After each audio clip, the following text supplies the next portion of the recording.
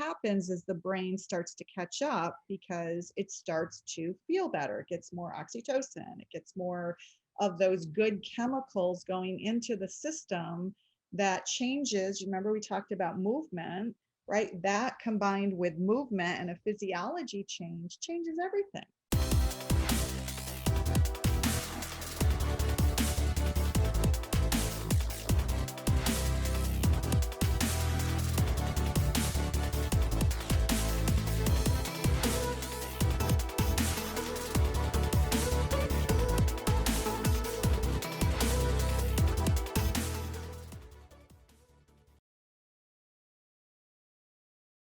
I have Renee and Anthony here. Welcome to True Grit and Grace podcast. And it's so great to see your gorgeous faces. I was just telling you before we started recording that I was all excited. And I told my husband, guess who I get to interview for the show? Renee and Anthony. And he's like, oh my gosh, I love them. Tell them I said hello. And you know, he doesn't usually say that about people. So I just wanted to put that out there. But my whole family loves you. And I've been so excited about this. Thank you. I know how busy your schedule is. So thank you for being here. I'm excited to talk to you. And so welcome to the show. Thank you for having us. Yeah, thanks for having us. We love your show. We love what you represent. We love what you do. And we love, you know, the whole idea of having a podcast around healing, sort of moving beyond those. Very honored. Well, before we get into some fun stuff, because I think this is going to be an episode like no other, I just wanted to say, I talk about you all the time, Renee. I talk about you in a lot of interviews that I do. Everybody that has listened to this podcast or interviews that I've done, when I tell people, I say that there was a special person that changed my life. And I'm getting emotional thinking about it. And that's you. Because when I did the TED talk or the TEDx talk, I was so nervous and I had imposter syndrome. And you are the TEDx curator that reached out to me and gave me this opportunity to be on that stage and stand on that infamous red circle. And you could tell when in one of our meetings that I was really nervous and not feeling good enough. And you said, wait a minute, Amberly, are you worried that you're the only one that doesn't have a PhD? And I said, yeah.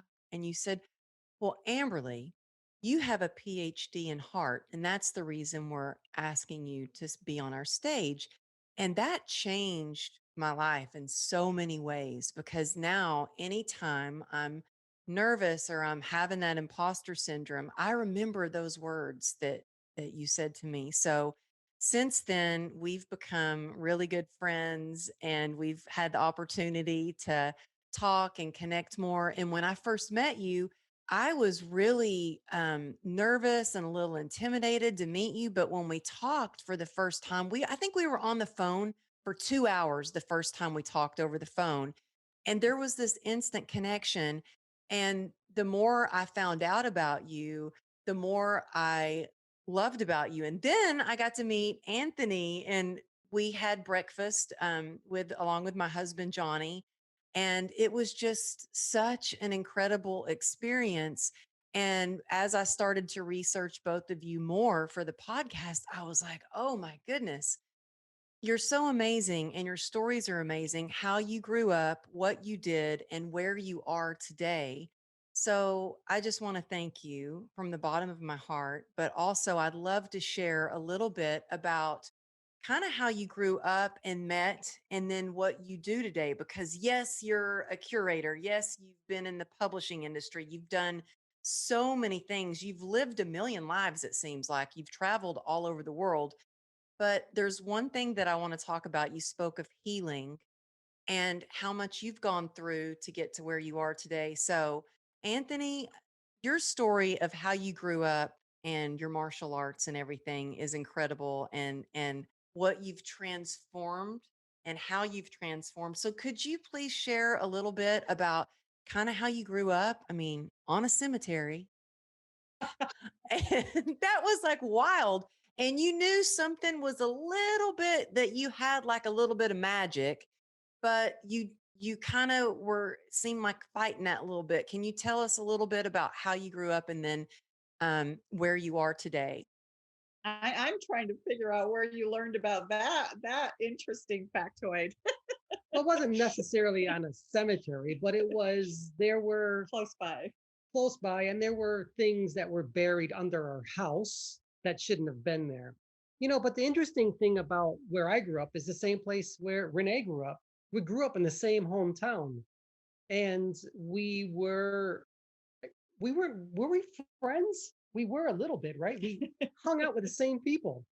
And the amazing thing is that we never really got together until we were later in life.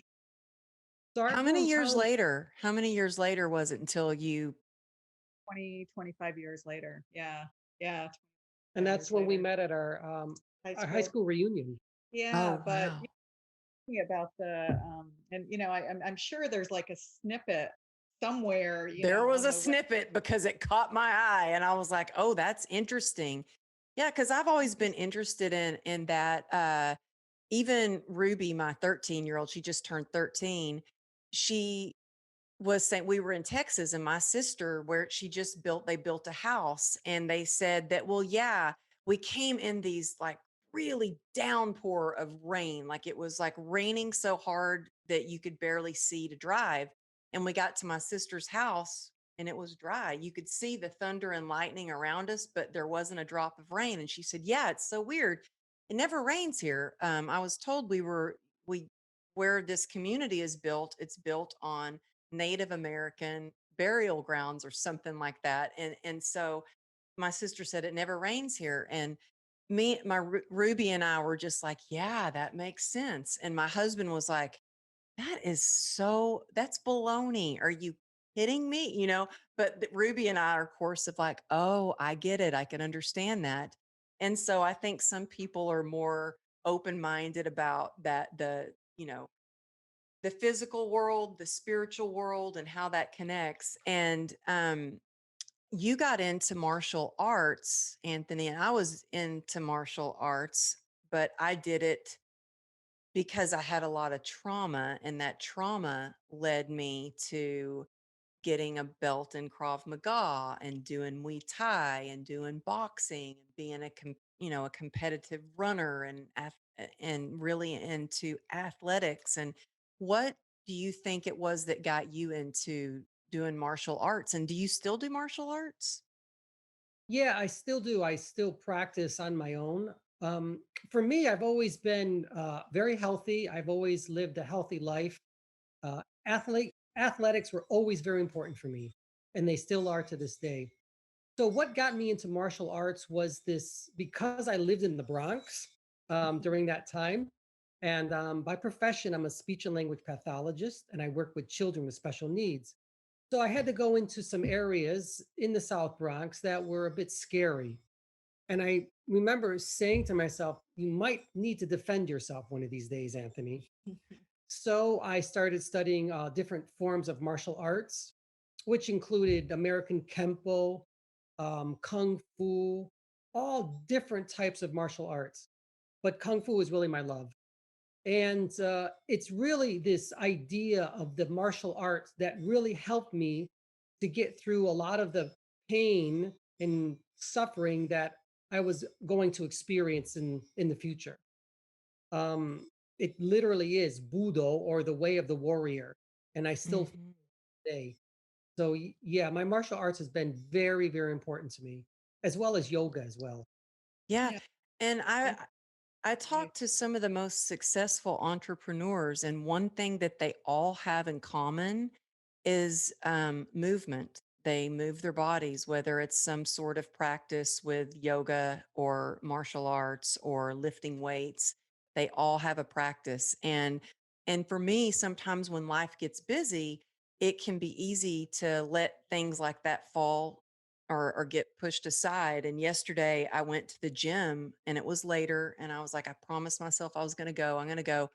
And I went and I thought, of course, this is like a saving grace to be able to move and work out. And it pushes kind of negative thoughts or limiting beliefs or anything I have to the side, and I get focused on the workout, and then those are endorphins are released, and it combats pain. And Yes. so, yeah, I really think I'm glad to hear that you still practice that. And then Renee, I was blown away to learn that you had such loving grandparents that raised you.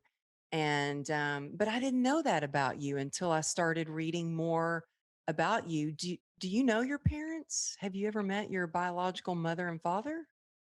I have. I've You have. my biological mother twice, I sort of recall Wow. twice.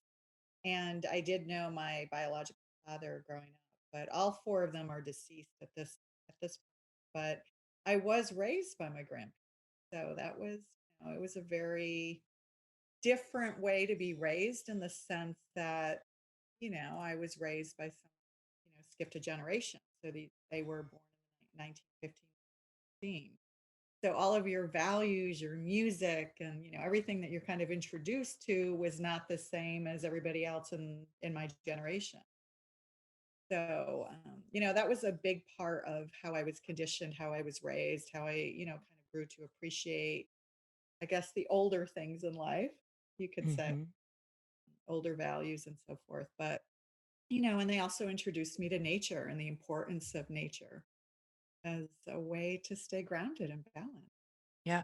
What are some of the values that they instilled in you that come to mind that really have played a key role in having success, having healthy relationships, and having a happy, fulfilled life? Well, ironically, it's interesting, right? Because a lot of men who were born during that time, especially in New England, right, they were very structured about the roles of how little boys and little girls should be raised, right? Back in those days, they didn't push women, especially men, didn't push women to seek the stars, if you like. But my grandfather always told me, do whatever you want, be whatever you want. If you want to be the president of this country, you can do that. Just because Wow. there hasn't been a female president to this time, why can't you do that? Why can't you be an astronaut? So he would always throw out these very lofty um, professions. Yeah. You know, Well, that's amazing that he had an open mind.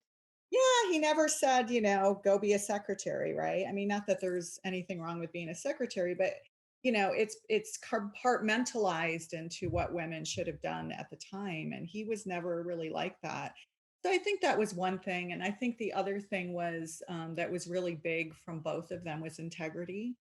Integrity and treating everybody equally in the sense that, and that's a lesson that I learned early on when I was a publicist. I remember, treating this woman who, at that time, a lot of my colleagues would treat the Wall Street Journal differently than they would treat a small little newspaper from Wisconsin. And I never really was programmed that way. And so Hmm. that really paid off by, treating this one woman from a very small newspaper equally, right, to another major outlet. And it turned out she was a major judge that ended up putting our company on the map, right? And she was really blown away Wow. by how, most people didn't treat her with the kind of respect that a CNN would get, for example. So that's something that's I've always carried with me is that, treat people with respect, have empathy, have sympathy for where they're coming from, put yourself in their shoes, try to feel and sense where they're coming from. Hmm. And, empathy, of course, is a big part of what we teach even today with our, our spiritual courses and our teaching, right? Is that live from the heart, be from the heart, connect from the heart. I love that. Being kind to others and treating everybody equally is so important. I just got back from Texas last week, and we went to the little water park there in town. It's a small little water park, and I was hanging out with my sister-in-law, and my sister-in-law said, she goes, "Amberly, I'll never forget." She said, "When I was on the bus and you got on the bus and you looked at me and you said, "Oh, you have such beautiful eyes." And she said, "Oh my gosh," she talked to me. She acknowledged me and she said, "You were the one of the popular girls." She said, "But you acknowledged me." She said, "You acknowledged everyone and you treated everyone equally." She said, and none of the other popular girls did that, but you, it meant so much that you did." She said, "I'll never forget that." And I'm like, I don't even remember that. I don't remember that. But I do remember a friend of mine growing up. She said, "You have to stop talking to everybody if you want to be in our group." And I said, "Well, I'm not going to stop talking to everybody. I'm going to be friends with everybody that I want to be friends with. I'm going to be friends with them." And that lasted about 2 days where I wasn't like, stopped talking to me because I talked to everybody. And then they're like, "Okay, I guess she's going to talk to everybody, whatever." But it does make such a difference. And I can see that in you. And I know that you deal with a lot of different personalities and big time celebrities, um, and I'm sure you get a lot of different people. You see the true colors of people that you're working with, especially on prestigious stages that you're curating these big events. And so, is that hard sometimes to deal with different personalities, it, or is it usually everybody pretty nice? No, I mean, anyone who's dealt with Hollywood knows that there's another side, right, to Hollywood. And long before I curated TEDx events, I had gone to the regular TED conference for many years and, of course, met a lot of celebrities there, some of whom became friends over time. But even before that, in the world of PR, I had done some work with people like Richard Dreyfuss, and these names are probably old for the millennials among you, like Richard who, I Tony. actually did a speaking event with him. Oh, you did? I did. I did. Okay. It was about 6 months before COVID. Yeah, and I thought, how cool! Yeah, I'll do that speaking event with Richard Dreyfuss. But yeah, there are probably some that are like, "Who's that?" But yeah, of course, I know who that is. You were doing that, so I could have said, I could have said hello because I haven't talked to him in a long time. But and then Tony Bennett, way back, when I worked on the relaunch of his brand, right, to get him back out there and make him cool and hip with the younger crowd again. So, and other names that I won't throw out there because then it will truly show my age. Well, But how did you get into Blue Soul Earth? And because now you are doing all kinds of stuff, which is so different, like a totally different thing, almost like a U-turn or something from doing, PR work and TEDx. And because with, TEDx, I remember one of the first things you told me is like, you're speaking to scientists and doctors and stuff. So don't really talk about God or, because yeah, it's not as spiritual, it's scientific, and so which seems so different because you guys, I mean, one of the things that I love is you really help others live awake and heal mentally, physically, and spiritually. But, and I want to say your work is focused on awakening your higher self and supporting the soul's journey, which I think we all need reminding of sometimes because we can live on autopilot, and one day we wake up and we're not fulfilled or we're burnt out or we're not happy and we don't know why. And so you have switched over to really helping people live awake and in alignment. But how did you get into that?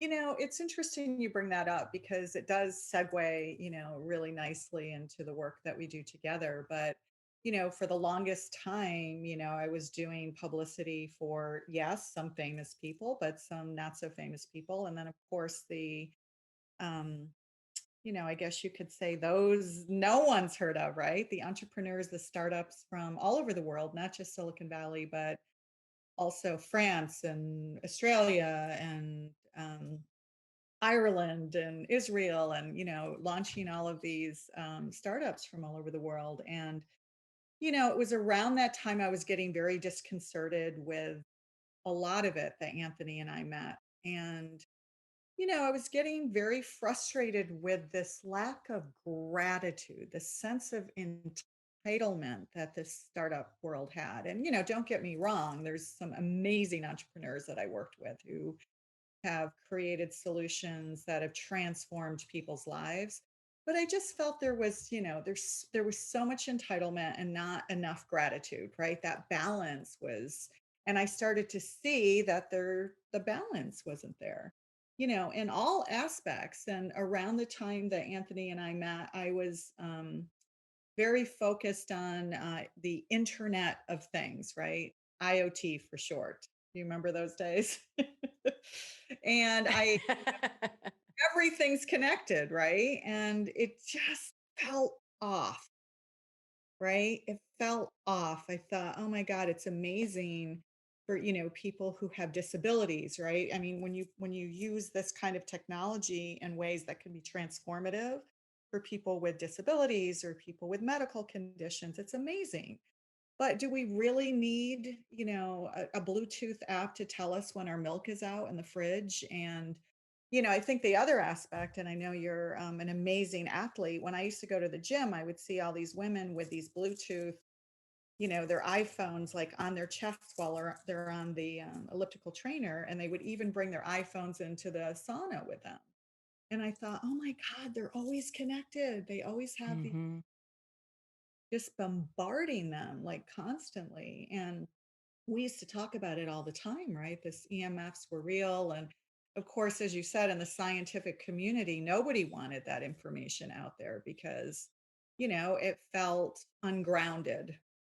But, the truth is that was very eye opening for me when I learned how many people had to go underground, if you like, to talk about something as simple as that, EMFs are not healthy, right? And everything that kind of stems from there, right? I mean, this is not spiritual. This is just, speaking one's truth. And so that kind of led us down the rabbit hole of um, really doing some spiritual internal work. Hmm. Whenever you start to go inward, the onions get peeled back, as you know, Amberly, from your own journey, right? And Yeah, it just seems like it's a never ending onion, though. I'm just like, just when I think of like, okay, I've healed that, I've gotten through that. Okay, there's another thing. And the thing is, um, I think it's just, with healing, I don't know if you ever, I don't know. And you'll have to tell me what you think. If you ever completely heal, I feel like there's all just when I think that I've dealt with stuff or I've healed that part of me, I'll be out one day and get triggered. And I'm like, where did that come from? I thought I healed that. But I love how humble that you both are with all the work that you do. Because there was something I read that it says, even though you're spiritually and even though you're spiritual and you're aligned with spirits, I can't even read my own writing. There's always shadow work, and I'm old school. I write down all my notes instead of typing them. Um, yeah, there's always shadow work that you need to do. It's not just your ego, but it's trauma, it's imprints that and things that you need to work out in order to heal spiritually, mentally, and physically. And you say that you even do that for yourself because I think a lot of times when people see someone like you who's highly successful and they know, oh, well, she's very spiritual, she's perfect, she's got it all figured out, but I actually like the fact that you say, no, we still have stuff that we work out. Deal with things. We still peel back the onion, the layers and get through stuff because that makes me feel even more connected with you, And so I appreciated learning that about you. But you guys do something that I really want to learn more about. I've been wanting to go to San Francisco or well, when you were in San Francisco, I wanted to go to the Bay Area. That's how long I've been wanting to go. And you guys have moved, but I've been wanting to visit and experience the kind of spiritual healing that you do, because you do something called channeling. And I've never experienced that. I don't really know much about it. And I would love to learn about that. And I think one of the reasons it interests me even more is because coming from you, who deals with such a scientific and, media and entrepreneurs and publishing and PR and all this stuff, that you have this Both of us come from science. Yeah. that you have this side to you. So I would love to learn. Can you tell us exactly what is channeling, and how it works? That's a loaded question. Both of y'all got silent on that one. So what is channeling? Hmm.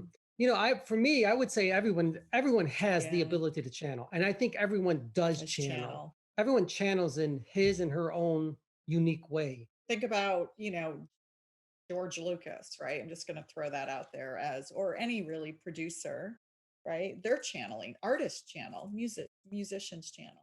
Dancers channel. Anybody that decides that he or she wants to connect with something more is literally channeling. But there are individuals such as myself, and there are other people too. I'm not alone. There are many different channelers that we can alter our consciousness in a way that we become connected with all, and we're able to channel, you might say, uh, the all different types of energies through us. We become Mhm. with everything and physically become connected with everything. How does that happen? Sometimes it happens through literally divine providence or intervention. And sometimes it happens by simply just sitting and meditation, things of that nature. But it does happen. If you truly want it to happen and really connect in that way and channel, it will happen to you.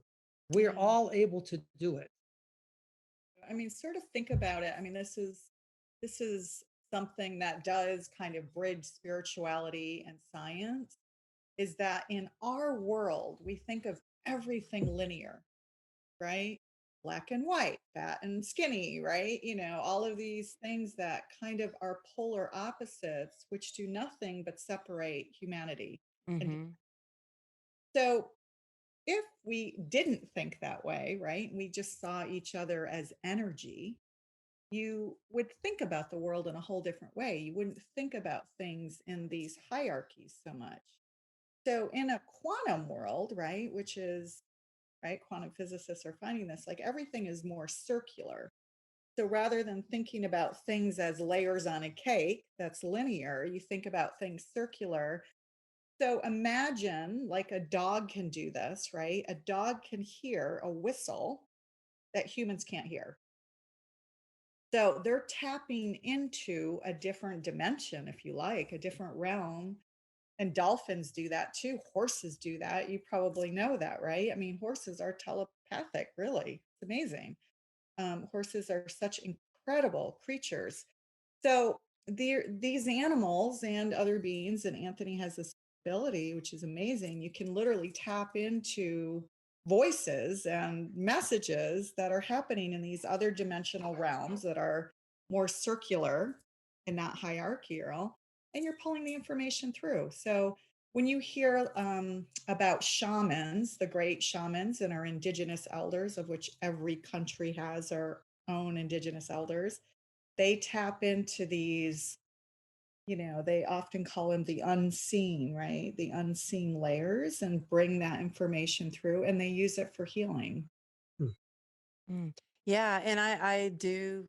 That makes sense for you just to break it down and describe it like that. And yeah, we're at the barn every day with my daughter's horse, and it's amazing how much they can sense and feel, and it's so much about energy. And if Ruby has had kind of a day where she hasn't eaten enough, or maybe she's extra tired, or she's anxious, or she might be upset about something, guaranteed her horse will sense that, and it affects the way that the whole lesson goes. It affects the way the horse performs if it jumps or stops at a jump or goes fast or won't go. And it's just unbelievable. And then I immediately feel better when I'm around a horse. And I'm not the only one. I mean, that's why they have horse therapy. And I love learning about how that works. But there's also people. I really notice energy. And I'm sure y'all do. Like when I'm around people who are energy vampires, I don't know exactly what it is, but I'm around them and I'm just like, woof, just depleted.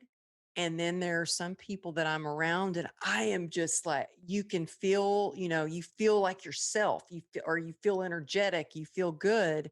And so I'm just curious to know, Anthony, is it draining for you for the channeling? Because I know that even if I'm at an event with a whole bunch of people and I'm around different energies, I need time to recover and recuperate and just be alone. And that's how I kind of get my energy is I like the alone time, which I don't know what that means about me. But what do you do? Does it drain you, or do you feel energized, or do you feel no different at all? Well, when I am in a trance, I'll call it that, and I'm fully connected, the energy it's overwhelming. It is very positive. It's full of love, and it's very energizing. Once the energies slowly step away from my auric field, it's like I start to come down a little bit, and I start to feel a little bit tired. But for the most part, it's very energizing. But it can be physically taxing on my body as well. You could be describing me going on stage to speak, actually. Exactly That- it. that's what it sounds like. I mean, you could literally be describing what it feels like to go on stage. That's what it feels like. Again, exercise for me has always been so important to always physically be fit, eat well, think well, speak well, do well, and You're and the sounding like Buddha, sweetheart. and that's how the energy just flows through. When you have Yeah. that mindset, Yeah. that will happen. Now, something about energy, if we can see ourselves as being energetic beings and not see ourselves so much as physical all the time, then you're going to start to understand how connected we are to everything. Like you mentioned, the horses. We are Mhm. connected to the all. Whatever that all is for you, you can call it God or source, universal consciousness. We're all a part of it. There's absolutely no separation between us and source energy, and we're all a part of it. Or the all that is, All that is, or whatever you want to call that. for the Yeah. scientists among you, we can call it the cosmic soup. Yeah. And that's Yeah, well, I really like that because in recovery, it's not about, I mean, I'm sober and it's not about being a religious thing. It's about having something bigger, a higher power, whether it's God, universe, spirit, whatever you want to call it. And I love that one of my friends, Shannon, she always goes, let Gus drive the bus. God, universe, spirit, let Gus drive the bus, because sometimes I want to get caught up in just, I got to go, I got to grind, I got to just do. And I think sometimes we need to get back to the basics, like you were just speaking on, Anthony, like eat well, sleep well, exercise, like the basics. And sometimes when I'm run down or what, I'm like, I need to get back to the basics. And so thank you for that reminder. Now, how do you use um, this principle or this channeling to help others in their path of healing? And this is going to sound very amateur of me, I know, but I've been wanting to ask y'all questions.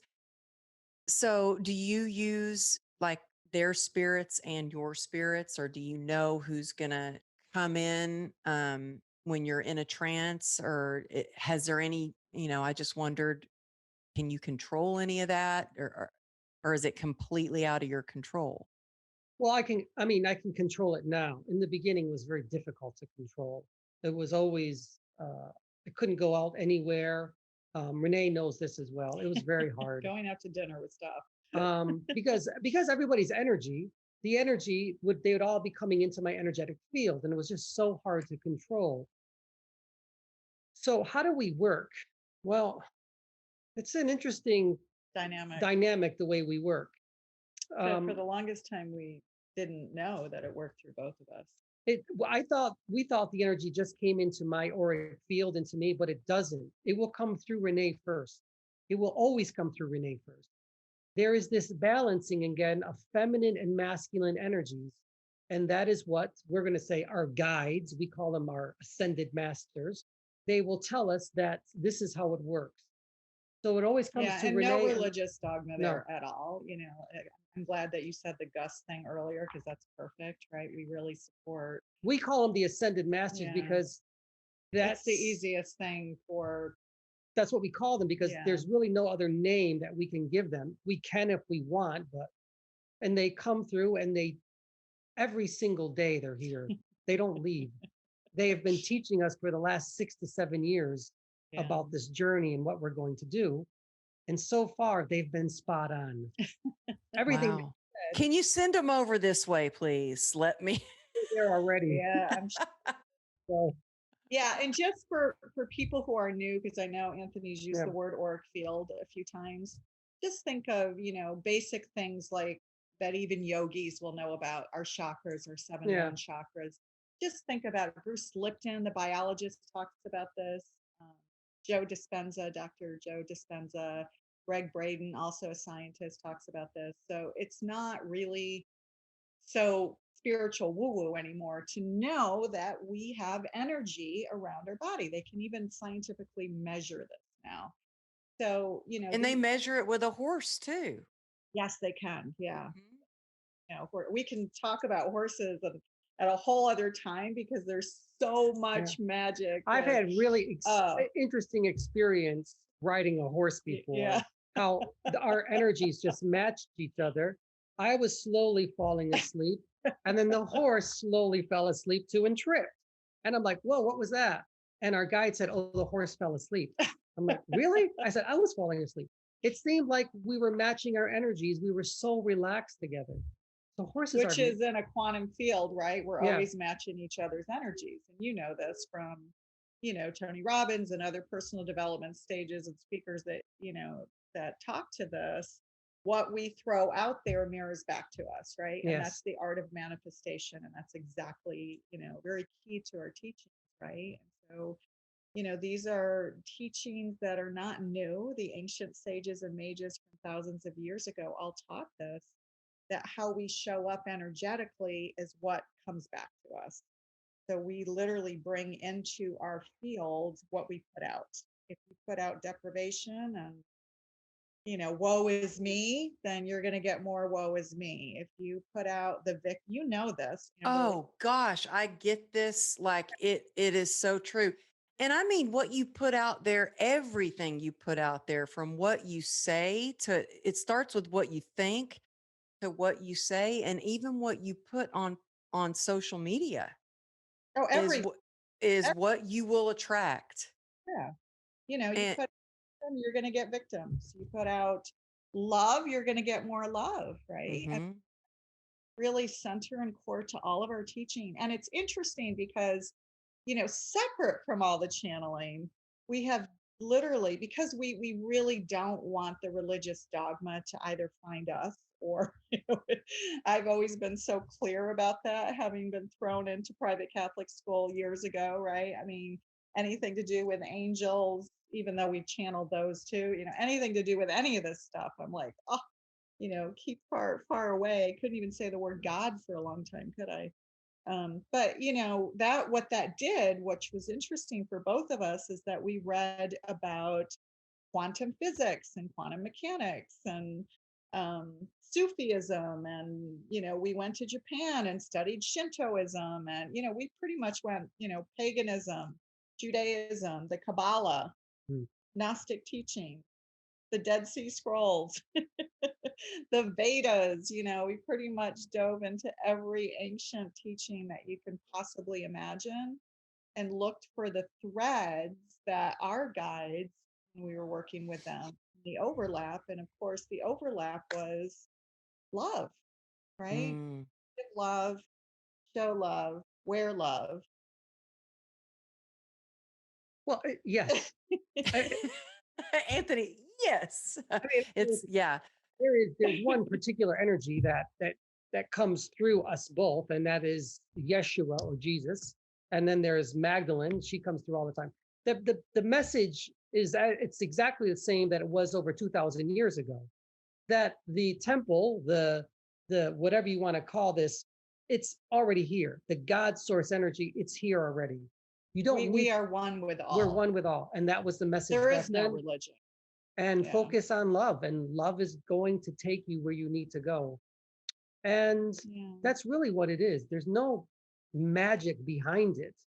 What you put into the universe is what you're going to get out of it as well. And you know that as well on your own Mhm. healing journey. Yeah. And a For, lot of times, you brought up modern language for trauma, which, everyone's Yeah. referring to it as shadow work now, right? So, one of the things that is kind of hard for people who have gone through deep trauma, whether it's surviving a war or like, what you went through, oh my goodness, right? Or rape, or, big, deep traumas, right? Seeing your parents being killed. I mean, these are big, big traumas that we hold in our energetic body. And one of the things that our guides always teach is that they say there is no trauma. So can you imagine, right, saying to someone who's been raped or has lost their parents or actually did lose a leg or anything, right, that you don't have trauma? So it's, here's the reason, and here's the interesting logic. If you give energy to the trauma or to the shadow, meaning if you give it energy, if you allow it to breathe, it continues to grow. yeah. So it's That really right. resonates with me. And I'm glad to hear you say that, because there was a time I had to stop talking about CRPS so much, because I felt like when I was talking about it or explaining it, it was feeding it and it was getting worse and it was bringing me down. And I also had to stop saying my pain. I don't want to own pain. I'll say the pain, or I don't even like saying the P word, but I don't want to give it any energy, you know? Because, and I thought, well, what do I want to focus on more? And I was like, well, what brings me joy is working with entrepreneurs and showing people how to build their brand and teaching them how to, start a podcast or speaking or all that. And I started putting more energy to that. And that's what I got. I got those people back. So all this is making so much sense. And it shows me that we have the power to change our lives just with our thoughts and our actions and what we say, little things every single day. It's interesting because the brain doesn't know the difference between what you tell it and what it is, right? Or what. So even if you don't believe it, or even if you're like, no, what about karma? Or what about, all of these bad things keep happening to me. I must have karma. So when you're in that cycle, it's really hard to say, I don't have trauma, or I don't, how can I do this? I can't just switch out of it. Well, lie to yourself then. Use different language. And what happens is the brain starts to catch up because it starts to feel better. It gets more oxytocin, it gets more of those good chemicals going into the system that changes. Remember, we talked about movement, right? That combined with movement and a physiology change changes everything. It completely changes everything. So, it's almost like just get on with the new thinking, new being, new feeling, and focus on love. I mean, you can talk about how maybe our kind of guides refer to being in the resonance field, really. Well, I know when I went through my change, all of my physical pain as well. And I still have physical pain. It's all in my mouth and it still hurts. But I don't focus on that because you can't. Because if you do, you're just going to get more of it. But what you can focus on is the experience And what does it mean? Why did I go through this? What can it teach me? You can see it as being completely negative, but what value, how does it serve you? For every experience that we have, there's a reason why it's here. And we have to discover what that reason is and bring our truth to it. If we can do that, then we can see the light in all of these things. No matter how horrific it may appear to be, remember, it's just an experience. And we decide the perception that we give to it. What perception do you want to give to that experience? Well, it's up to you, isn't it? Mic drop. That was amazing. Yes. And I couldn't agree more. And my life changed the day that I decided to not play into the whole, well, this CRPS and the pain and my life is never going to be the same. Well, yeah, my life could be even better. You never know. You have endless possibilities. And sometimes people just need to know, just shift their thinking a little bit to open their mind to realize they have so many, endless opportunities and so they can be limitless. Is that something that you guys do just by sharing some of the things that you walk through when you're guiding them through, their healing journey? Is that some of the things that you do and talk about? Well, I want to just mention what you said, the endless Yeah, possibilities, great. Awesome. the endless probabilities of what you can become. And that truly is the quantum aspect of who you are and who we are and how we're all connected. The possibilities are infinite. It's like your soul, it's an infinite amount of energies that can become and create anything that you want during this experience. You decide on the experience you're going to have in this energy field. If you can see yourself like that, you can be the greatest manifester and creator energy that the earth realm has ever seen. Yeah, it's well, Anthony said something interesting Yeah. there that was very confusing for us when we first learned about this, right? And no, reading Yogananda's 500 plus page book 3 times didn't help me with it. It was and the message and the learning was this, which all the ancient sages know about this, right? Including Yeshua and Buddha and Muhammad, right? It doesn't really matter what belief system, and that is that we do have the ability to tap into these higher dimensions where, that seem transcendent to the human eyes and ears and that appear to be magic, right? This is where things like instantaneous healings take place. Mm. Is where people with stage 4 cancer suddenly are healed when doctors say it's impossible.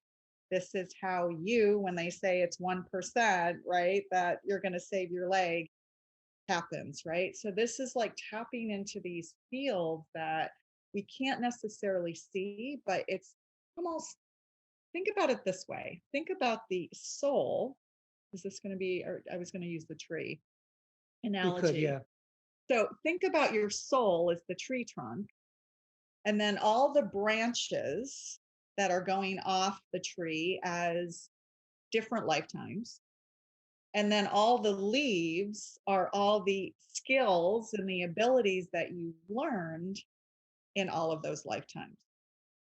So imagine if you're just energy and you can tap into all of that information, which almost like a great analogy for the tech entrepreneurs up there. Think about it as data in the cloud, right? So you just want to go tap into, it's always on, it's always there for you.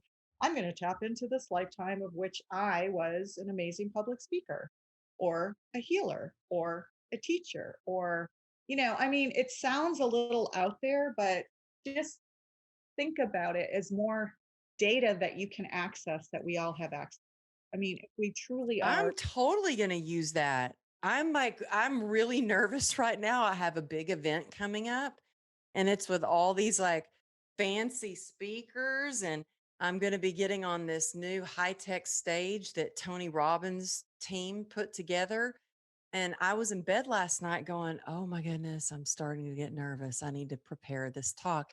And I am just going to imagine myself reaching for those little leaves and off the tree branch of when I was an incredible speaker, and I'm going to channel that in. So no, it's very helpful. It's very empowering to think of that process. So no, I love that. You're going to speak on one of Tony's stages. Oh, one of Tony Robbins, because I know you worked with him. No, this is one, his team, the big virtual stages that they've built, the team that put together that big stage or whatever, the virtual stage, they've built one in North Carolina, and I'm going to an event October, Transform You. Oh, that is so Tony. That is so Tony. Yeah, I'm excited. I'm really excited about it.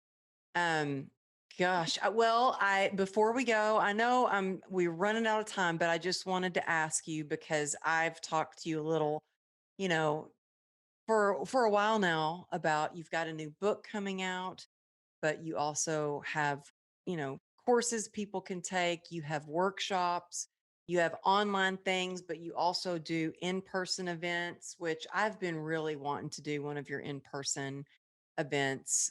Well, just because I want to see you and I want to learn more about this whole experience. But tell us a little bit, if you can, about the book and when it'll come out, if you know, and then also the best way for people to get a hold of you so they can access some of your courses or maybe attend one of your events.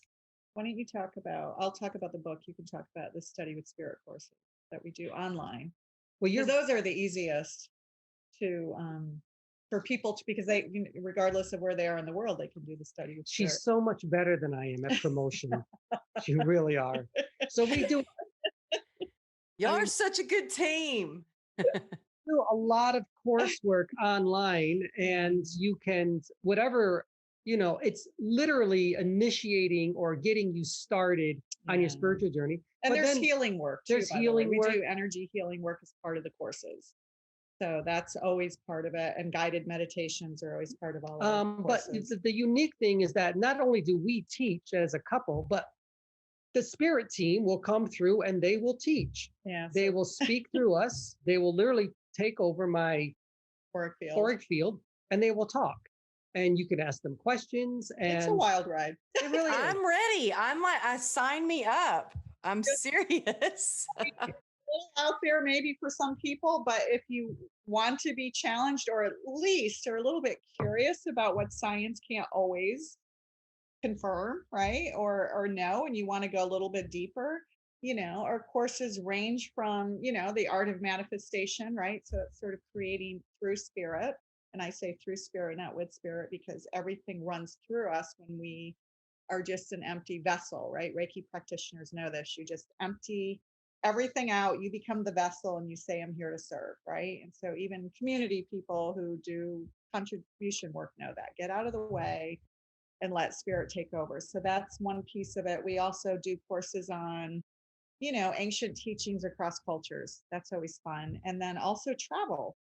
So we have sacred retreats all over the world where we're starting to roll them out now that COVID is coming out of the other side of COVID, although I know we still have a long way to go, but things are starting to open up. So we hope to do our first physical retreat again. It'll be likely in Northern California later this fall.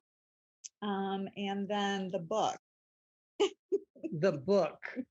Very interesting book. You can describe the book. The book. Well, there's many books coming, but I guess the first one, you could look at it as a novel of two modern characters who are woken up, right? They go through a spiritual awakening and an enlightenment process and journey, and they tap into these hidden dimensions and receive messages from 2,000 years ago. And it's a narration of life 2,000 years ago from a spiritual perspective. I'll just say that with more details coming on it, but it's so there's a lot more to be said about it, but we'll just leave it there for now. And of course, because I'm so into movement and motion, which is so important for all of us, especially as we get older. Yeah. We really need to maintain our physical bodies, flexibility, strength, stamina, and just movement overall. I'm gonna start teaching also online a specialized type of energy movement, and It's called Move with Spirit. it's literally kung fu, Yeah. but from a standpoint of energizing your chakras as well, which is important for all of us to maintain our bodies as we get older. I think that's incredible, really, because I am telling you, during COVID, my everything for me got busier, which actually meant I was in front of the computer a lot more sitting. And we need to move Mhm. for our mental, for our physical, for everything. I do it to feel good. And, just being at the gym, I was like, I was stretching, going, oh my gosh, my hip flexors are tight. That means I've been sitting way too much.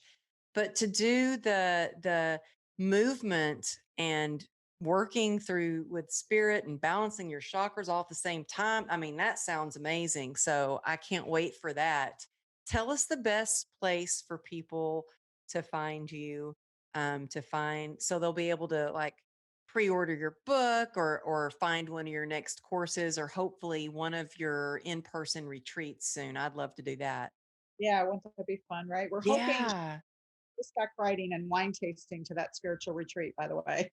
There's a lot of spiritual retreats where, it's more, vegan or, so yes, healthy green drinks during the day and amazing wine tasting at night and hopefully horseback riding. So you can go to www.bluesoulearth.com and then just click on we have a master's program called Blue Soul Masters, which is our advanced course if you really want to go deep on a spiritual journey. That's by application only. So click on Blue Soul Masters and then Study with Spirit. You'll see right on the homepage, just click on that and you'll get all of our latest Study with Spirit courses, which are mostly online via Zoom. And we offer times that work with Europe, South Africa. We have a lot of, students from all over the world, but Africa, Middle East, Australia, Asia, Europe, and the States. So, we offer courses on all time zones. And then Blue Soul Summit will be later this fall. Yeah. Right. A physical one.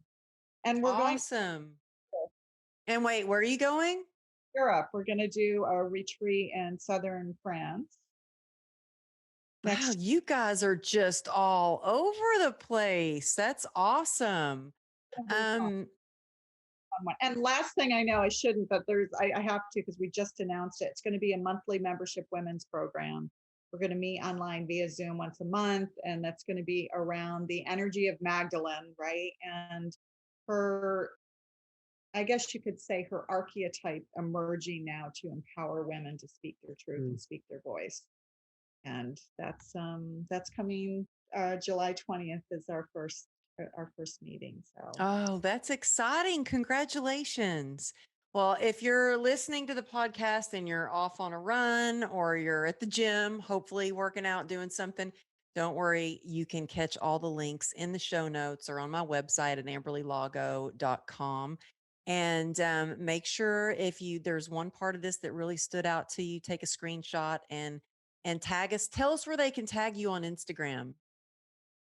oh yeah, great. So on Instagram we're Blue Soul Earth.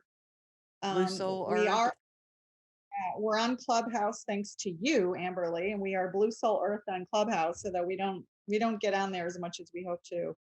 And we do have a podcast, which is anchor.fm/Blue Soul Earth, where you can subscribe, on all of your favorite platforms. And then lastly, if you've never seen channeling before, go to our YouTube channel, youtube.com/Blue Soul Earth, and subscribe. And, everything's free there, obviously. And you can see almost 100 episodes of us channeling about different topics, everything from COVID and health and wellness to, riots and protests and politics, and everything is there. to our energy bodies, our chakra systems, quantum and beyond, right? And then we're on Facebook too. To become, Yes, we are on Facebook too. We have a private Facebook Yeah. group called Blue Soul Circles, and we're on our public one is Blue Soul Earth.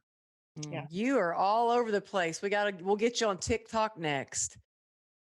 I don't know. I'm kidding. It's a lot. Anyway, I love y'all. Thank you so much for being on the show. And I just appreciate you sharing your hearts with us today. And I know the audience is just going to get so much out of this episode. So thank you so much. Well, thank you Amberly, for having we us. love you Yes. so much. Yeah, we love you so much. So thank you for having Thank us. you.